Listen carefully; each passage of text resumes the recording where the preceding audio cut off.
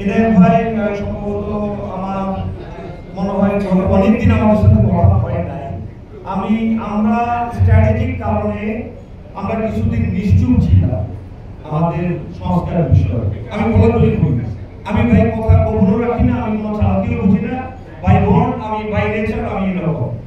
আমরা স্ট্র্যাটেজিক কারণে আমরা কিছুদিন এই বিষয়টা আসলে একদম নিশ্চুপ ছিলাম যে কি হচ্ছে আমাদের বলা দরকার। কারণ আপনারা সবাই জানেন আমাদের প্রতিপক্ষ বলতে একটা শ্রেণী, আমি প্রতিপক্ষ বলতে কোনো মানুষকে মিল করছি না, একটা শ্রেণী এটার বিপক্ষে, শক্তিশালী শ্রেণী এটার বিপক্ষে ছিলেন সবসময়।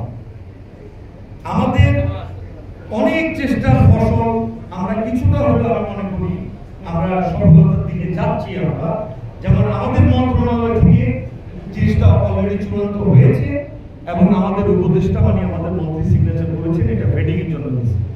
ভেটিং এ যাওয়ার পরে সেখানে এই প্রস্তাবনা কিছু দুর্বল দিক ছিল, যেমন আমি কিছু জিনিস ভেরি রেশনাল এন্ড আমি বলবো রিজনেবল ল মিনিস্ট্রি থেকে যে কোয়ালিটিগুলি দিয়েছে। যেমন ওনারা প্রস্তাব যেটা দিয়েছেন সেখানে এফবিসিসিআই কোনো সংবিধির সাথে দেয় নাই। জয়েন্ট সেক্রেটারি সাহেব যখন আমাকে বললেন দেখেন আপনি বলেন আমাকে আপনারা প্রস্তাবনা পাঠাইছেন বাণিজ্য মন্ত্রণালয় থেকে, সাথে এফবিসিসিআই আমি কি সংবিধি নিয়ে আপনাদের আমি রেডিমেড বসে থাকি ড্রয়ারের মধ্যে? আমাকে তো সংবিধি দিতে হবে, এই কাগজ দিতে হবে, ওই ডকুমেন্ট দিতে হবে। তারা একটা প্রস্তাব পাঠাইছে, কোনো কাগজ দেয়নি।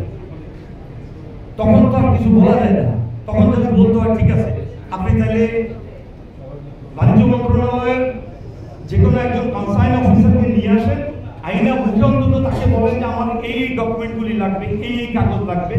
আপনি যেহেতু চিঠি দিবেন আপনার চিঠি করতে আপনার জিনিস লাগবে, কারণ আমি জানি মেথডটা। একটা চিঠি লিখতে হলে এটা আবার সচিবের অনুমোদন লাগবে, দেন সেটা সেকশন থেকে আবার উঠে সচিব অনুমোদন দেয়, তারপরে ওই চিঠিটা যাবে বাণিজ্য মন্ত্রণালয়। তাহলে আপনি মৌখিক ভাবে একজনকে ডাকাইয়া বলে দেন যে আমার এই লাগবে, এগুলো তোমরা প্রিপেয়ার করো।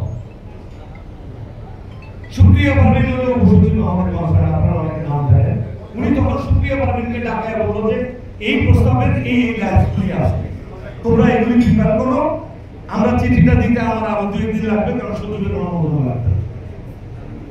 তখন সুপ্রিয়া পারভিন গিয়ে আমাদের অ্যাডমিনিস্ট্রেটরকে জানালো যে এই কাজগুলি নাই। এগুলো কিন্তু কন্টিনিউয়াস যে আমাদের আতিক ভাই এই বেচারা দিন নাই রাত নাই, মানে তার কোনো ব্যবসা নাই, সচিবালয় সকালে ঢুকে বিকাল 5টার সময় হয়ে যাবে, কন্টিনিউয়াস আমার সাথে ফোনে যখন লাগে যে ভাই আপনি একটু আসেন, জয়েন্ট সেক্রেটারি সাথে বসতে হবে, সে একটু চালানো লাগে, মানে ওনাকে পাচ্ছি না। কি হয়েছিল না, উনি বাংলাদেশ ব্যাংকে গেছে সকালবেলা, একটা মিটিং আছে, উনি বিকালে আসবে 4টায়, আপনি চলে আসেন। 12টার পরে আমি গেলাম, 4:30 পর্যন্ত বসে থাকলাম, জয়েন্ট সেক্রেটারি আসবে, মানে বাংলাদেশ ব্যাংকের মিটিং থেকে উনি বাসায় চলে গেছেন যখন 4:30 হয়ে গেছে।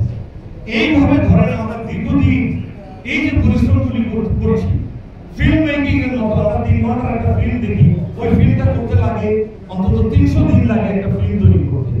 এই যে প্রস্তাবনা আমরা করায় নিয়ে আসতেছি, এর পিছনে কত শ্রম, মেধা, সময় আমাদের দিতে হয়েছে, কোনো কিছু প্রতিদানের আশায় না। শুধু একটা জিনিস যে আমাদের একটা শ্রেণী সংগ্রাম হিসাবে আমরা এটা নিয়েছি। শ্রেণী সংগ্রামটা কি? গত 20 বছরে আমাদের এখানে সভাপতি সহ যারা বিসিসিআই নেতা হইতে তারা ওই নাজিল করে নেতা হয়েছে। আমরা এই ব্যবস্থার পরিবর্তন চেয়েছি, আমরা পরিবর্তন চেয়েছি। আমাদের জেনারেল বডি ভোটে নির্বাচিত হবে, কেন? অ্যাকাউন্টেবিলিটির জন্য। একজন প্রেসিডেন্ট হবা, ভাইস প্রেসিডেন্ট হবা, জনগণের কাছে যাও, তার কাছে ভোট চাও,